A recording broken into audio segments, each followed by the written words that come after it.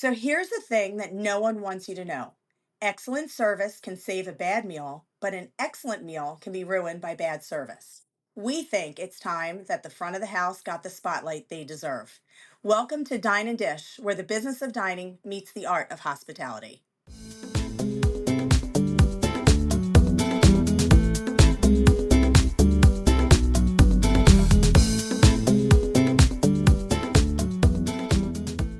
All right. Well, welcome back, everybody, for another episode of Dine and Dish. And I think this is probably one of my favorite weeks to host the show because Christmas is definitely my favorite holiday. And we have a special show today. And I say this every week because I love my guests and everybody's so special. But I really have a special guest on the radio today because we've been friends for years and years and years, and we haven't caught up in such a long time. And I can't wait to talk to her. But let me introduce her. She's amazing. Her name is Betsy Craig. She's the founder and CEO of MenuTrinfo. And we're going to talk about such good stuff today about allergens and menu transparency and state of the restaurant industry. And Betsy, are you there? I sure am. Hi, Michelle. Good to hear your voice. I know. It's so good to hear your voice. It has been way too long, my friend. Overdue. Overdue. It is. It is. Well, before we get started, can you believe it's Christmas? I'm so grateful it's Christmas, but I can't believe it. I would like a refund on 2025. That went so fast. It did go fast. I can't even believe it. I've been doing this show now for, I don't even know how many weeks. I think we're going on like week 16. And every week I say, God, it's getting so close to the holidays and Christmas and New Year's. And now we're here. It's 2 days away. And I'm thinking to myself, where did the whole year go? Absolutely. 100%. Yeah. No clue. Well, we're talking your world today. Yeah. Okay. I'm ready to dig in for sure. I, It is my world, and I it look is forward to your catching world. up. And congrats on week 16. That's wonderful. Dine and Dash is awesome. Yeah.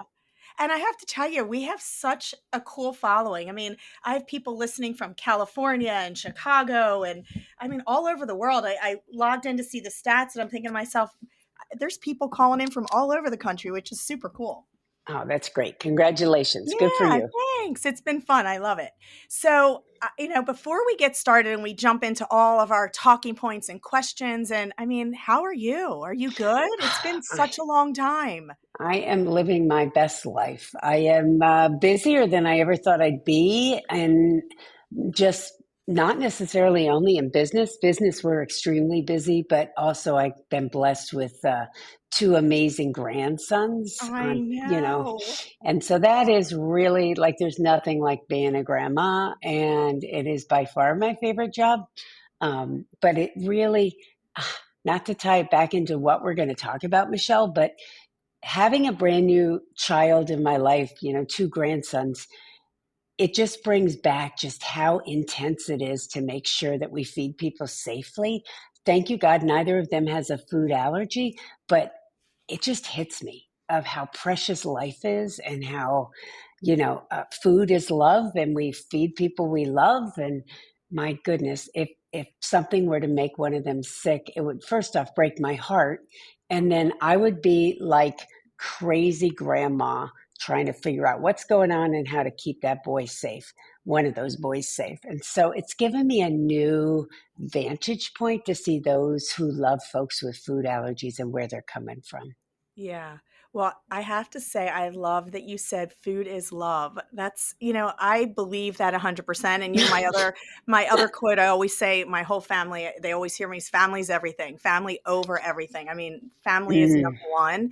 And I love that your favorite title is grandmom. I mean, my Oh, favorite title right now is mama because my little one calls me mama, but one oh. day it will be grandmom because let's hope Alana in the next year will soon have a baby, and soon I will be grandmama, or But that as I would like to be called, glamma. glamour. If there is a person that fits that role, my friend, that is you 100%. Yeah. Absolutely. Absolutely. So, well, you know what? You kind of led into this whole piece that we're going to talk about today. But before we get started, can you Mhm. just tell our listeners a little bit about your background, why allergen transparency became so important to you and your mission, and kind of introduce your company and your expertise? Well, there's a whole lot to unpack just in that question, so I'll try to do it a little bit of justice. Perfect. So, MenuTrinfo stands for Menu Nutrition Information, and that company, my husband and I began in 2010.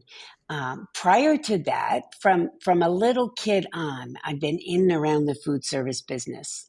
So my grandparents had a meat market, a butcher shop outside Albany, New York. My first job at 15 was slinging steaks at the Ponderosa. Like I was Now meant to. you're going back a while. Is Ponderosa even around anymore? I I don't think knew you so, were going to right? say that. I actually think there's one left, but it was the job. It was a happening job when I was like throwing that steak on that grill, doing that stuff. But I'm not sure. Yes, I am dating myself, but it's where I'm comfortable. I am super, super comfortable in the food service industry. And every time I've stepped out of that professionally, up until when I started MenuTrinfo, it was like God smacked my hand back. He'd be like, hey, girl, you can do this over here, but your people are over there. And Yeah. so the last 2000, I got really sick with an autoimmune disease, and that plays in. And given 12 to 18 months to live in 2004, 2005, and I didn't obviously die, but I was sicker than a dog. Just like folks with food allergies, it was hard to tell I was sick until I got really, really sick. Yeah. And so Oh, I remember those days. I they remember what were you went through. crazy, crazy. And I've had to fight real hard to stay alive, and that's been a mission. But in 2009, the end of 2009, I got fired from a job that I shouldn't have been in because it wasn't my people, it wasn't my industry. And then something popped up in the beginning of 2010 on Facebook from a friend of mine. She said menu labeling was coming for restaurants. You should do this. Rocky can build the database and you can run it.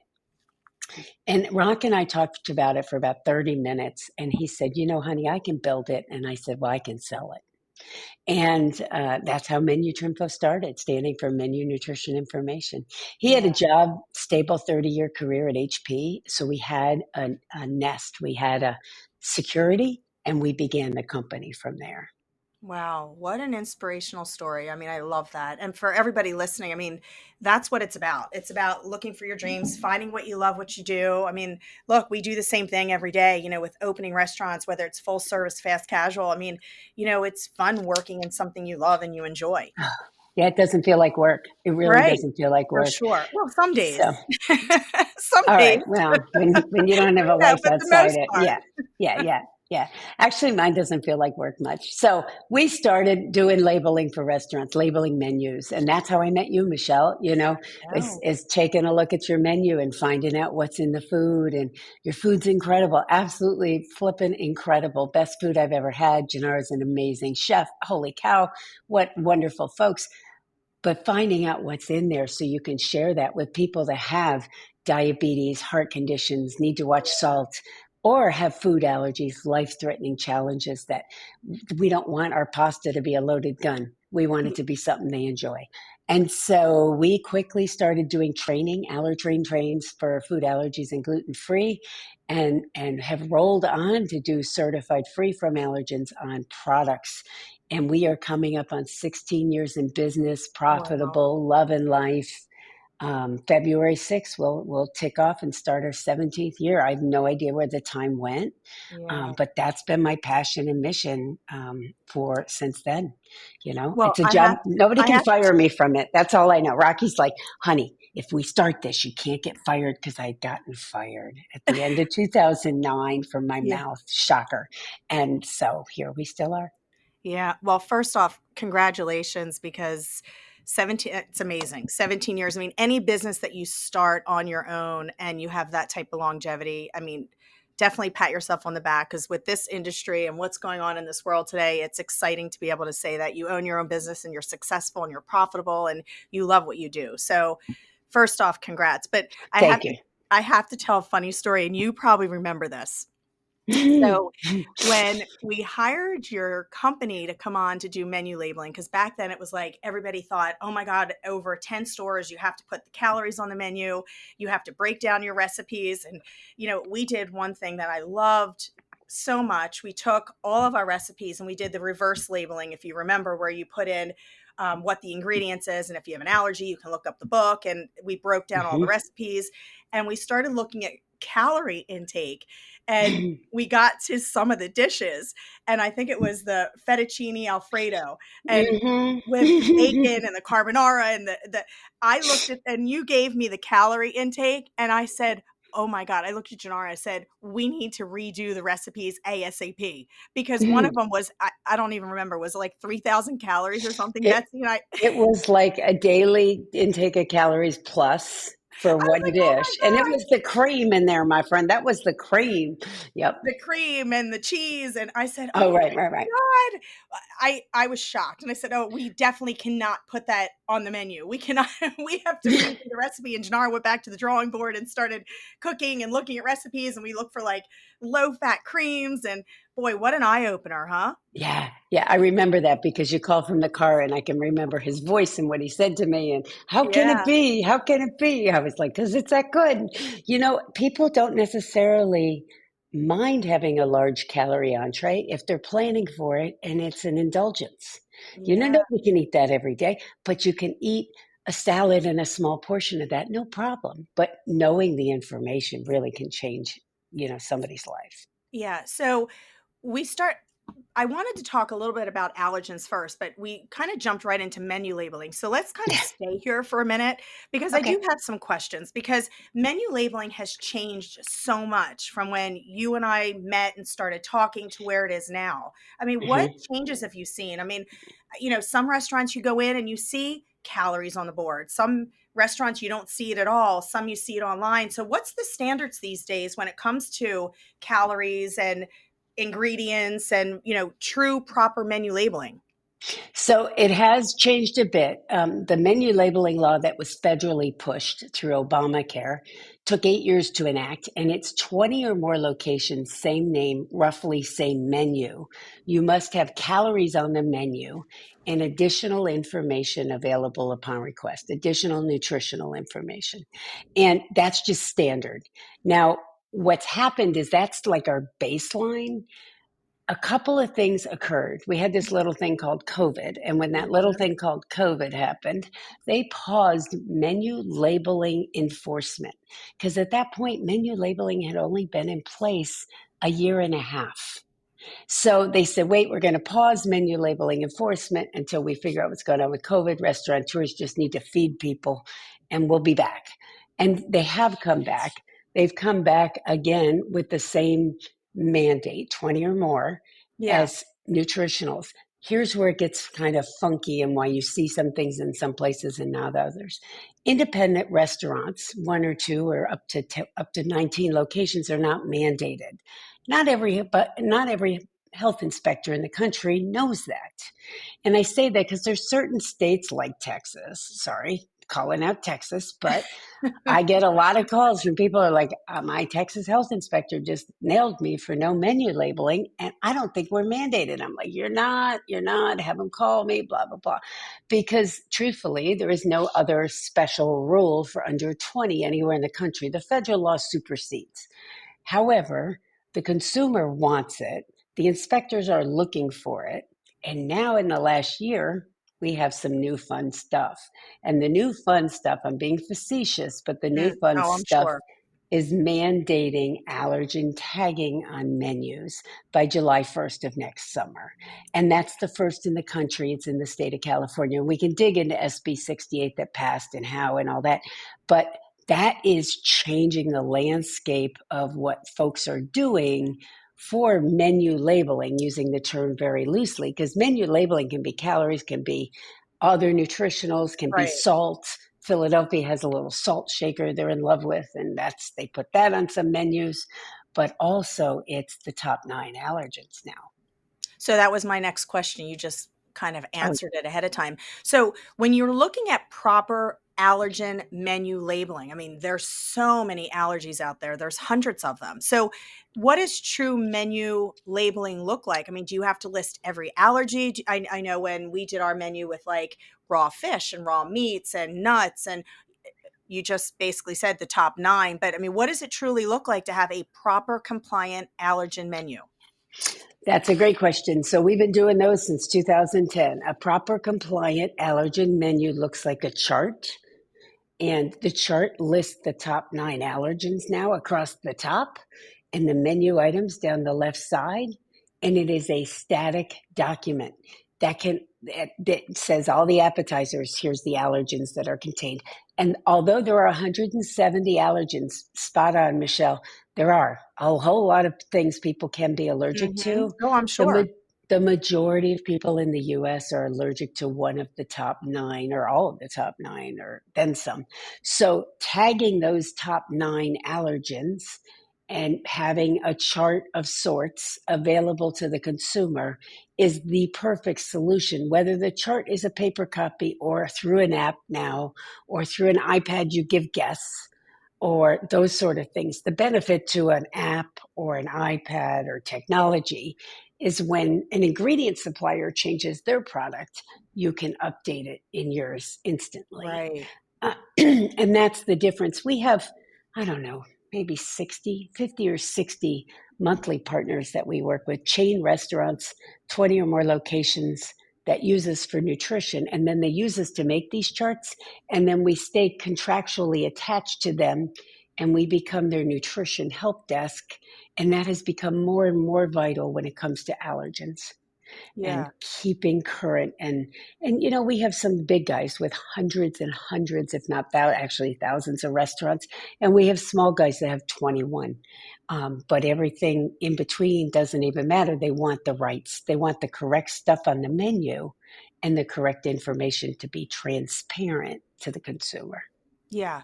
So technically, how often should these menus and allergen information be updated? I mean, you said with an app, obviously it's updated probably more regularly because it's automatic, especially now with AI and all this crazy technology. It's probably getting easier to manage. But how often should a restaurant look at their menus and update them? I mean, is it when the menu's updated, or like you said, it could be ingredients, it could be something you're buying from your large purveyor that changes? I mean, what's the rule of thumb there?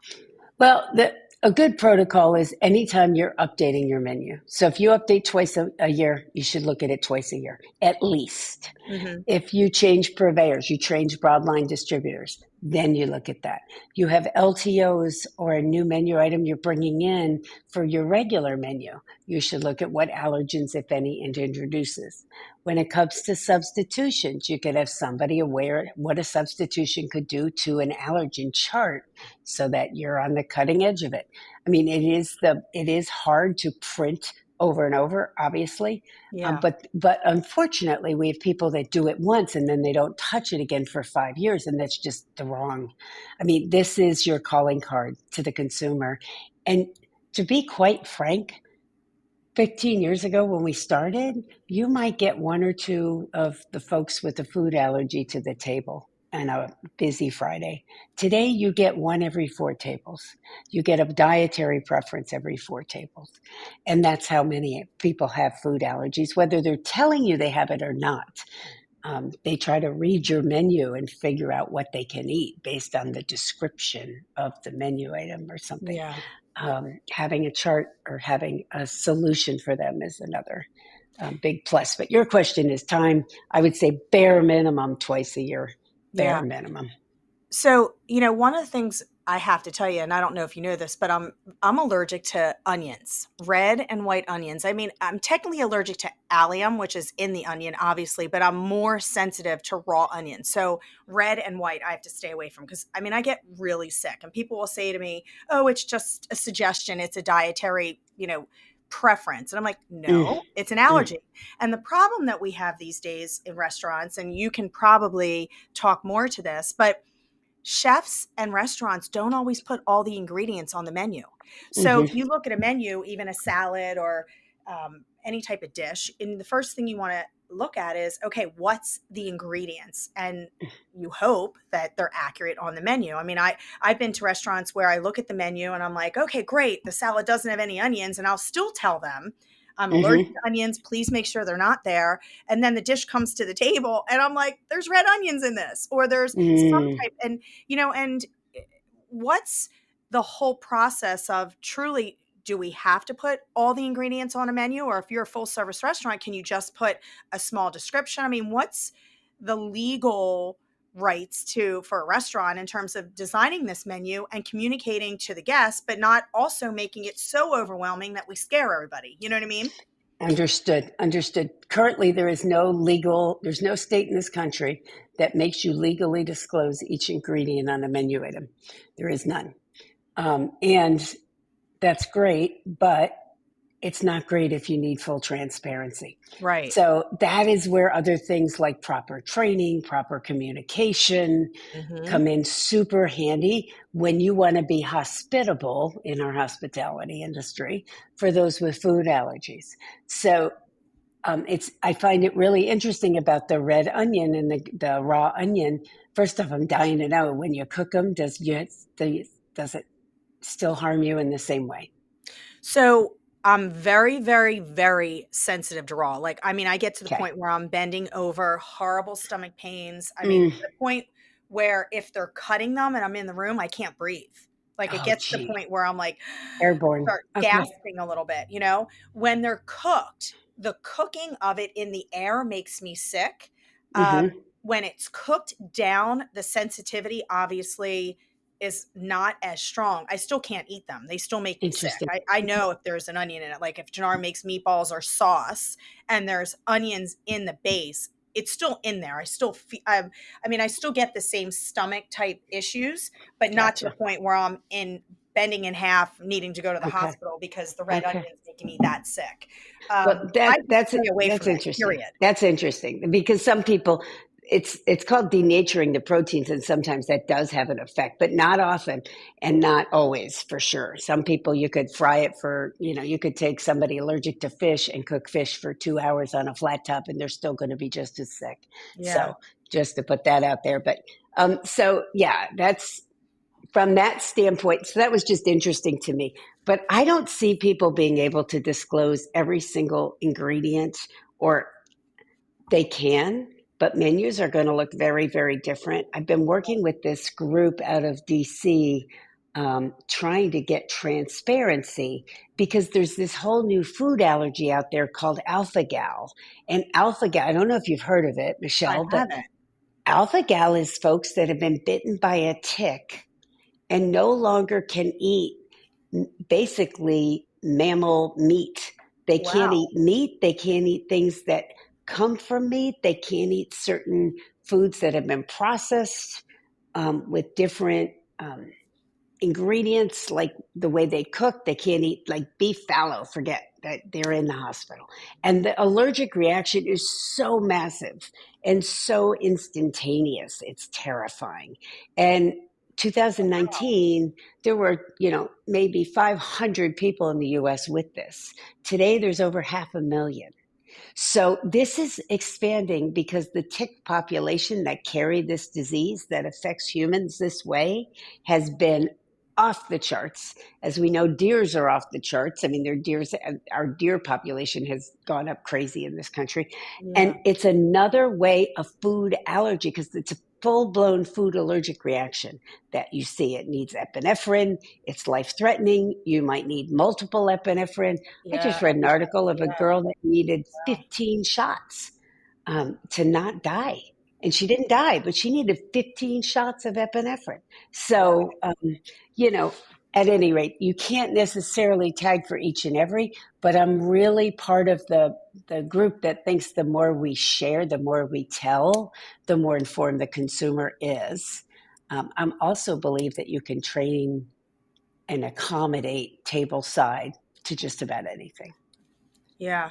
Well, you just brought up a really good point, talking about table side and service. I mean, my show and this podcast was designed and started as just front of the house service, hospitality, what we can do to train our staff and our managers to make sure they give the utmost best Mm. service and to our guests. So, what's the proper route and training? I mean, we've done a show in the past on allergy and what happens from the chef to the server to the manager and what the proper steps are. But what's your suggestions when you say communication and training? I mean, obviously training's everything, but what would you say are the top call outs for your manager, your servers when it comes to allergens. So they're truly compliant and we don't make people sick. I mean, that's a scary thing. Well, it is a very scary thing, and nobody sets out in the morning to do their shift and put somebody in the ER. That's for sure. And Right. it's horrible, horrible when it happens. And you talk to folks that have been through that. You know, the training and Allertrain was the first ANAB accredited training here in the country that taught everybody going tableside to ask if there are any special dietary needs and say, you know, I'm over here if anybody has any more questions, so that if somebody's on their first date or in an awkward situation, they can stand up and go find their server and continue the conversation. So number one, asking about, does anybody need accommodations at tableside, and be open to hear it. Number two, don't judge intolerance, fussy diet, or allergic reaction like the one you described with you with onions. That's airborne allergy. That could take somebody out quickly. Oh, You yeah. know, there's no game in that. So take everyone like it's that serious, and your guests are going to end up going home with a goodie bag and heading to their home safely, not to that ER. Right. Another thing is as much transparency as possible without giving away your secrets, but be open to have that conversation. You know, servers can feel an energy and look at their guests and see their faces and see if they're anxious. I get asked all the time. It might even be one of your questions, to be honest. I don't know. I'm sorry, but it might be like, what should the guest look for on the other side? What are they looking for at the table? A Mhm. food allergic consumer is watching your face for an eye roll, is watching your face as a server or a manager that comes tableside to help, to see how accommodating and listening and comfortable you are with the conversation. Nothing scares somebody with food allergies more than a server that hem and haws or says, well, I'm not really, I don't know. Right. That It one could happens a be lot. tough. It happens a lot. And that's a scary thing because if you're not doing chef talk and you're not training these servers on what's in the dish and they tell a guest, "Oh, it's definitely not in there. That's not one of the ingredients." And then the problem is the dish comes out to the table and it's definitely in there. I mean, it happens. Hmm. I mean, Hmm. there's huge restaurants where people have been put in the hospital. I mean, you see it on the news all the time because, they didn't know. And I mean, simple things like pesto, not knowing there's nuts in it. I mean, just the simplest little ingredients that a server might not know because they're not trained. Put somebody in the hospital. And like you said, that's the last thing you want as a restaurant owner. I know that scares me to death, because I'm Hmm. putting my servers and my bartenders, I'm putting my guests in their hands because I can't touch every one of them if you have, 100 people sitting down for dinner. Right, right. And does your bartender know that something with hazelnut in it is a tree nut? Right. I Actually, mean, you listen could to even go listen to there. this. I Yeah. just had dinner with a very, very, very close friend, and she was out in Vegas, and she ordered an espresso martini, and she's deathly allergic to nuts. I mean, when I tell you deathly, like EpiPen, she's a doctor, like she stops breathing, her throat closes. I mean, she has the true 100% nut allergy. And she tells everybody right off the bat, I will die. Make sure there's Hmm. nothing nut. So she orders an espresso martini. They were getting ready to go out. And she said, you know what? I'm going to have this because, she wanted the espresso, but she wanted something like a dessert type of martini. Well, she starts to drink the martini and she says, I'm not feeling that well. Mm, She looks at her husband and she says, I think you should taste this. Well, they put a hazelnut liqueur in an espresso hmm. martini. And Mm, that's not a typical ingredient for an espresso martini. I mean, she drinks them all the time. So no one would think that they'd ever put a hazelnut, a small hazelnut liqueur. Well, she went down. I mean, yeah. sick, EpiPen, rushed to the hospital. I mean, done, like out. Ruined her whole vacation because Hmm. the bartender didn't know. She Right. told them, I'm deathly allergic to nuts, and they were just doing their normal thing, moving fast. It's Vegas, blah, blah, blah. Puts down an espresso martini and puts her in the hospital. Yeah. Yeah. And see, that's where somebody's allergic and doesn't necessarily warn, because for a second, she can't imagine they do that. They put hazelnut liqueur in there. Like, why would they? It never has it. And that's the ones, guess that might not disclose. So I mean, it really is everywhere. Unfortunately, when we started, there were 15 million people in the US. Now there's over 33 Wow. million.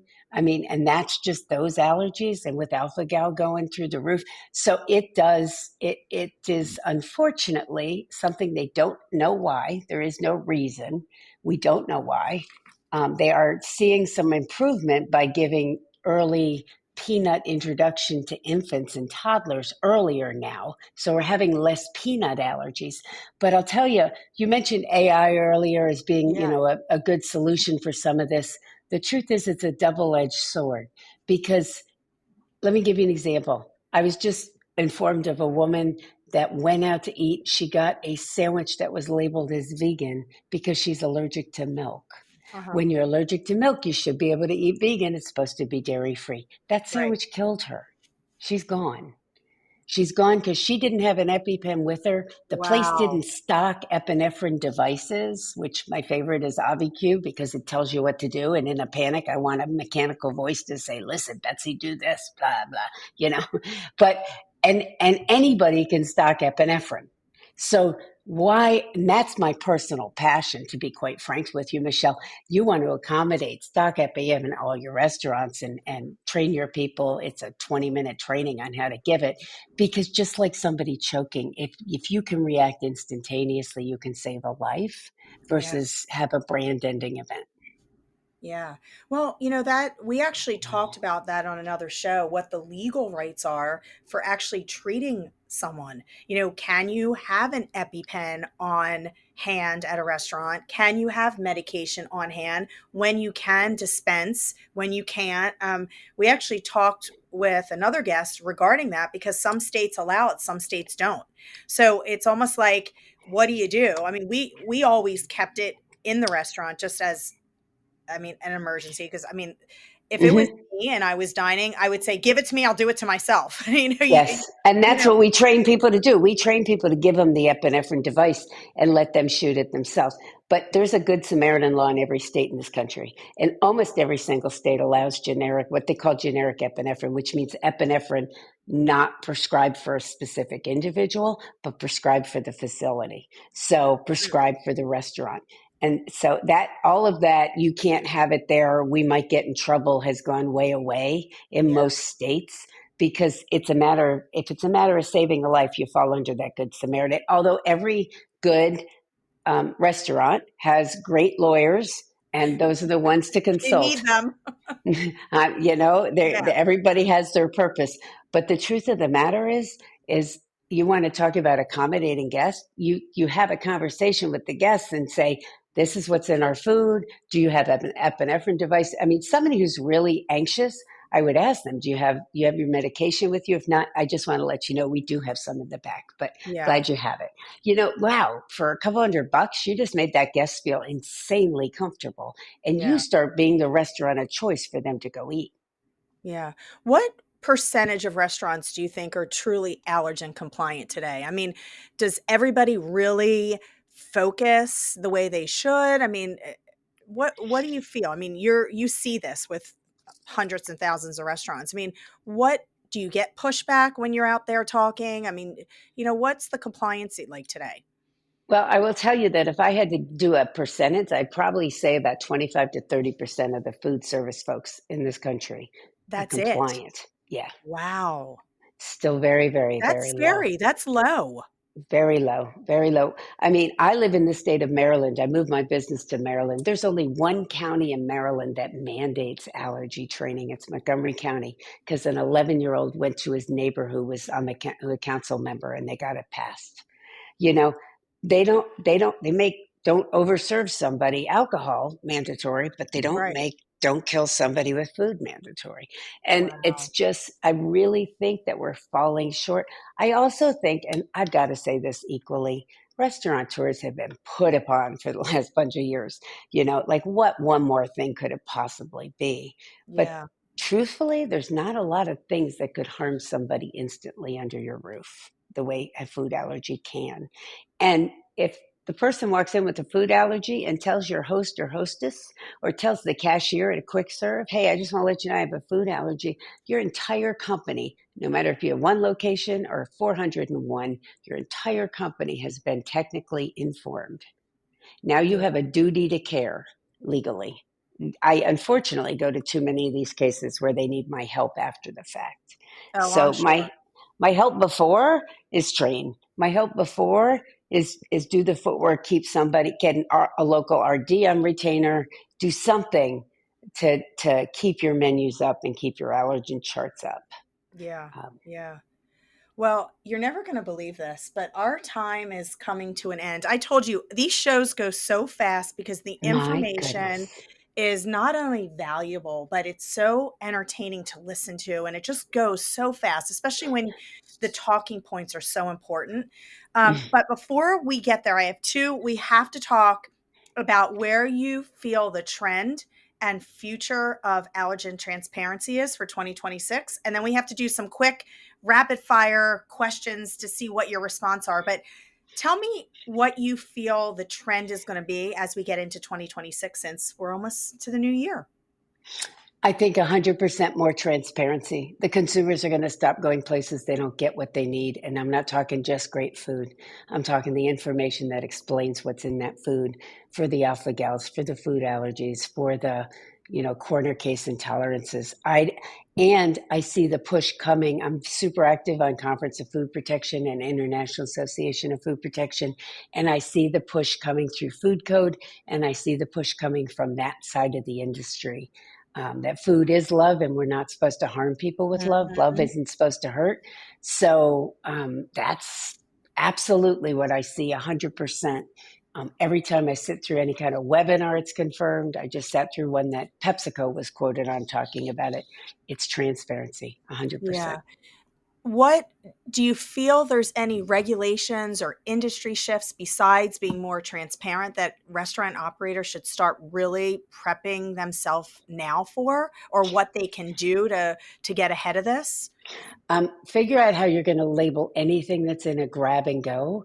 We just passed legislation, the country just passed legislation in New York State.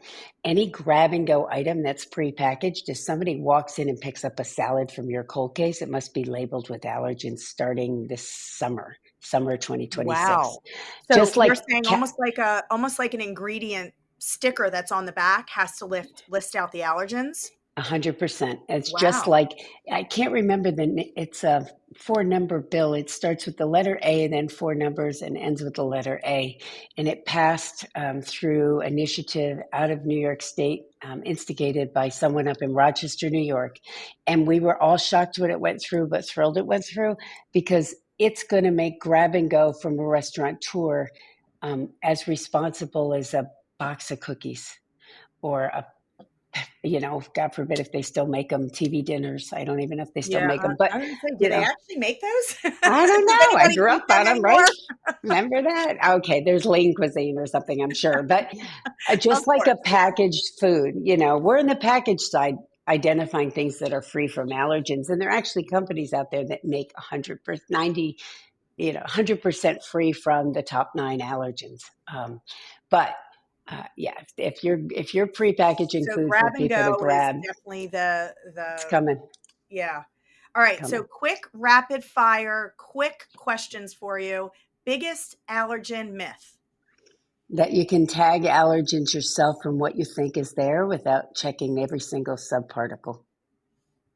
Okay. Most overlooked allergen. Milk and dairy, barring none. And the most lethal, too, by the way. More so than peanuts and tree nuts. Milk. Wow. Interesting. Red flag, guests should never ignore. Eye roll. Somebody rolls That's your actually a eyes. great one because if Leave. a server or a manager or anybody's doing it, they're not taking it serious, huh? Correct.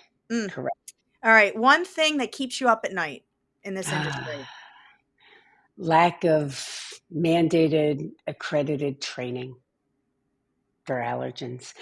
We would do so much better if people just would put every single person that gets your paycheck with your signature get trained, even minimally. Yeah, 10-minute training is training so important. I every say it all the person. time. Every episode we talk, whoever's on the show, it always goes back to communication and training. Hmm. And, as a restaurateur and an owner, you have to take responsibility and accountability to get with your staff and train them. And I mean, knowledge is power. We say it all the time. If you Hmm. know, you can control. If you don't know, that's when mistakes happen. And you can't blame the server, you can't blame the employee because they're only doing what they're told. So I agree with you, training is so important in any industry. Hmm. Hmm. Yep. 100%. All right, and for any of our guests that are listening, and whether they're a restaurateur or the guest on the other side, what's the best first step for anybody listening today when it's anything regarding allergen? If you're a restaurateur, hire outside and get help. If you're a consumer, ask the questions and listen to the answer, but watch the body. Yeah, for sure. And you just brought up a good point. Ask for help. So, why don't you tell the listeners where to find you in case they have any other questions and they want to reach out? And when we go to post about the show and the show goes live on all of our platforms, we'll make sure it has your information as well. So, if anybody has further questions about allergens or menu labeling, they can reach out to you. But can you let everybody know where to find you? Absolutely. And thanks for asking, Michelle. So Betsy at MenuTrinfo.com. It's menu. It stands for Menu Nutrition Information. So menutrinfo.com. And you can hit me up at info at MenuTrinfo or Betsy at MenuTrinfo. And, it's an honor and a privilege to work with all the great brands we've been able to work with through all the years, and present company included, one of our very first ones. Thank you, Michelle. I know. I think we were like probably one of the first, and we've stayed in touch for so long. And, like, it's just such an honor to call you a friend, from Same. the knowledge that you have and just your friendship. And I mean, just an amazing person inside and out. So thank you so much for being on the show today. This information is so important. And I wish more restaurateurs would listen and open up their ears and their eyes, because knowing that I have an allergy, and I know people, like I told you about my kid's aunt that's deathly allergic to nuts, and people need to understand they have to take this more seriously. People get sick, it's not a joke, and when they wind up and they can't breathe and they're in the hospital, and then they say, well, why? I didn't know. You have to do something about it. You have to get Hmm. involved. It's so Right. important these days. 100% agree. Yeah. Thank you. Thanks for So taking the time. of course. And for everybody listening, of course, our DMs are open. Please email us. You can reach me at restaurantdiva.com. You can go on to Instagram and DM through Dine and Dish. And as always, what an amazing, another great show. And Betsy, to a great, happy, and healthy new year, and a happy holidays, and enjoy the time with your beautiful grandchildren. And Thank I you. hope to see you soon. Let's get together soon because I do I miss would you. love it. I would absolutely love it. Take care. Be safe, everybody. And for everybody else, happy holidays and Merry Christmas.